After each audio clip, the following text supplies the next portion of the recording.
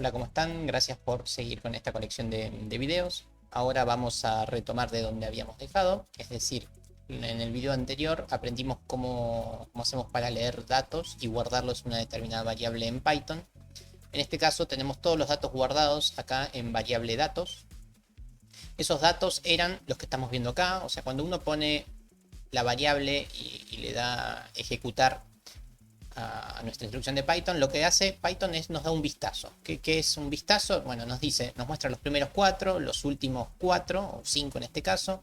Nos dice que hay 2 millones de datos en fila y que cada dato tiene a su vez 4 columnas, ¿sí? Es decir, 4 subdivisiones en cada uno de los datos. Bueno, este es como un primer vistazo, pero desde ya que no hay solamente 9 datos, hay 2 millones. Así que vamos a empezar a ver un poquito cómo accedemos a cada uno de estos datos y qué cosas podemos hacer en primera instancia como para ir entrando en calor.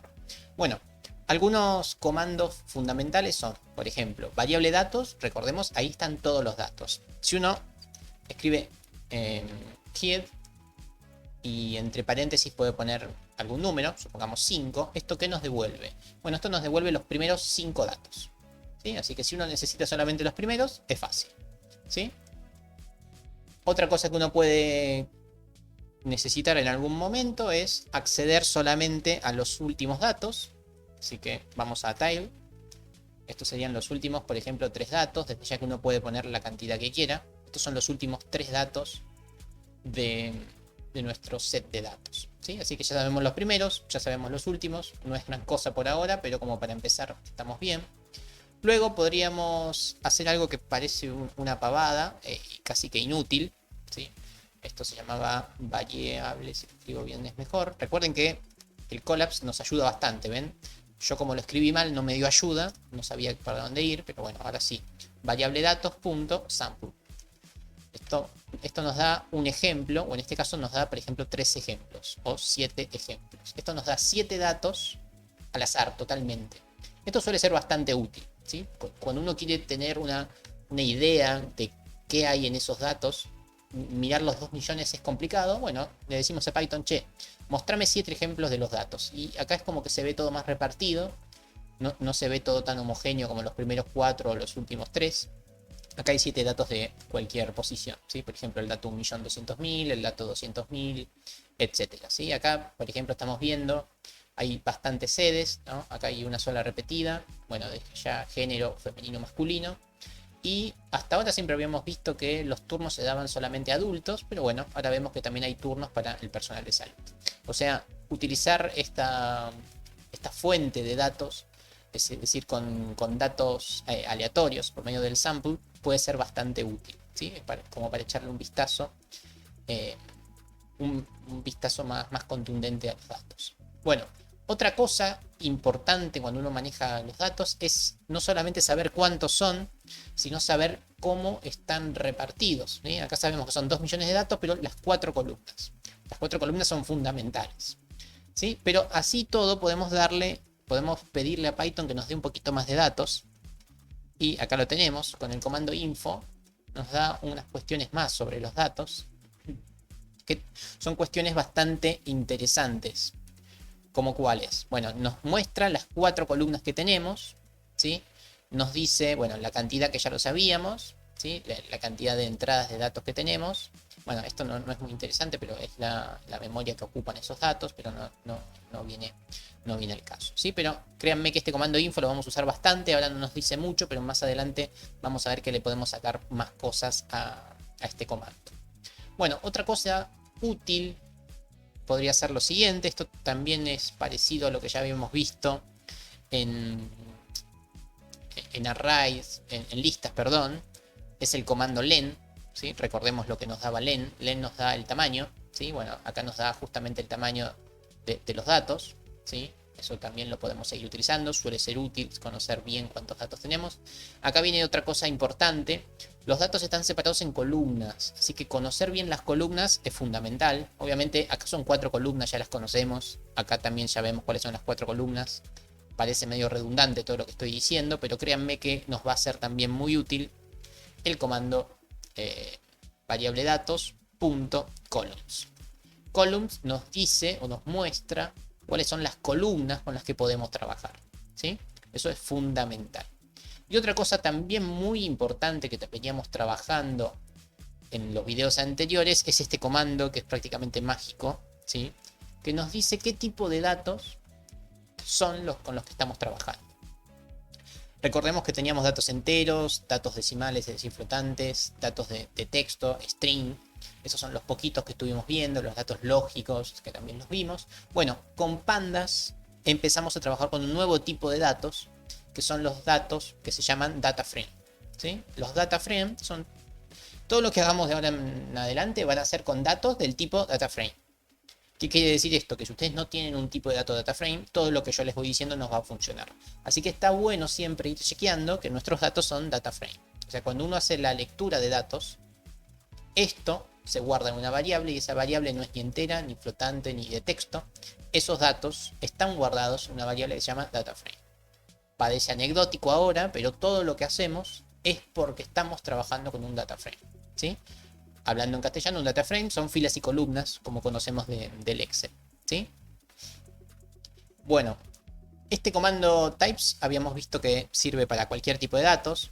En particular podríamos chequear cómo son los datos, no todos, porque ya lo probamos, sino por ejemplo los datos de alguna determinada columna, o sea, los datos de cada una de las columnas, ¿sí?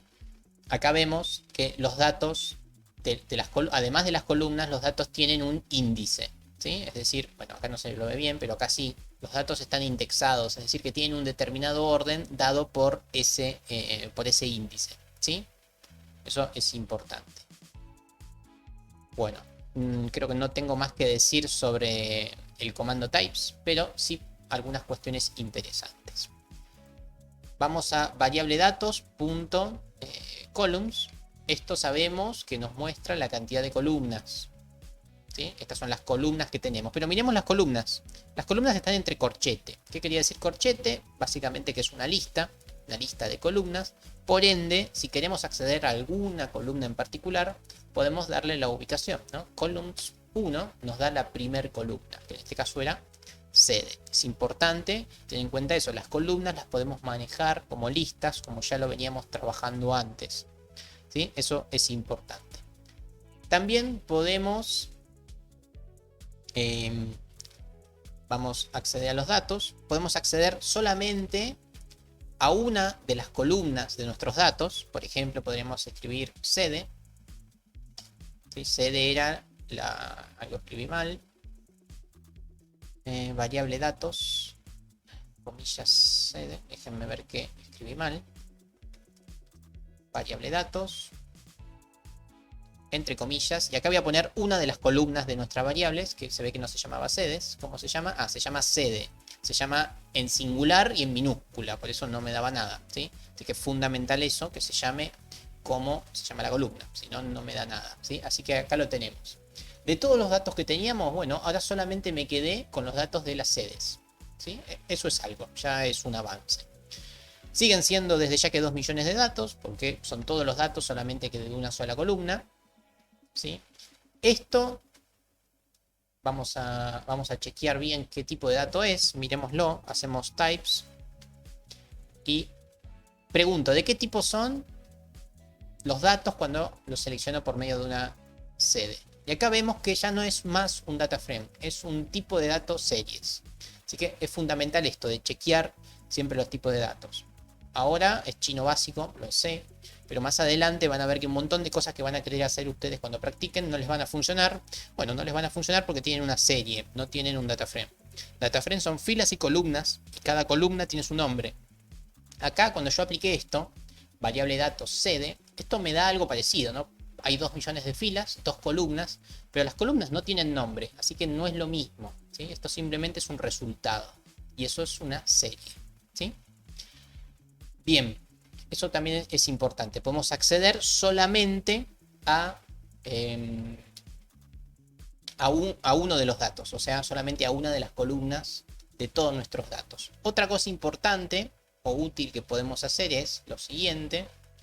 Vamos a generar, por ejemplo, si uno ve que trabaja mucho con las sedes, en este caso, ¿no? Uno puede generar una nueva variable que se puede llamar variable datos, pero de las sedes solamente. Entonces, esta variable va a almacenar el resultado de esta ejecución. Acá guardo esto mismo, lo guardo en una nueva variable y vamos a ver qué hay en esa nueva variable. ¿No? Variable datos sedes y vamos a ver qué cosa tiene. Bueno, efectivamente tiene lo mismo que arriba, solamente que esto es una buena forma de reutilizar algún resultado que ya teníamos.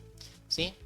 Bueno, algo que podemos hacer es, por ejemplo, me agarro la variable datos sedes, o en su defecto vuelvo a hacer esta consulta a Python, ¿sí? Que ya vimos que es lo mismo, y un comando útil es el value count, es decir, contar. ¿Esto qué nos devuelve? Miremoslo.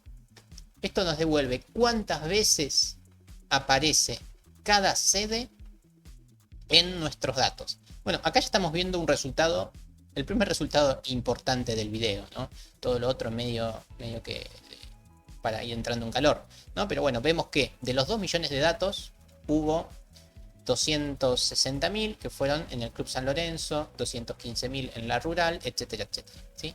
Entonces acá vemos el resultado, un resultado útil, ¿no? Ya sabemos cuántos turnos asignaron en cada una de las sedes. Esto simplemente escribiendo value count. Ya es un resultado, ¿no? Ya tenemos nuestro primer resultado de datos, no es gran cosa, pero vemos que fueron un par de segundos solamente. Bueno, la idea del próximo video es justamente seguir escalando un poquito más y conseguir mejores resultados aún. Así que muchas gracias, los veo en el próximo video. Adiós.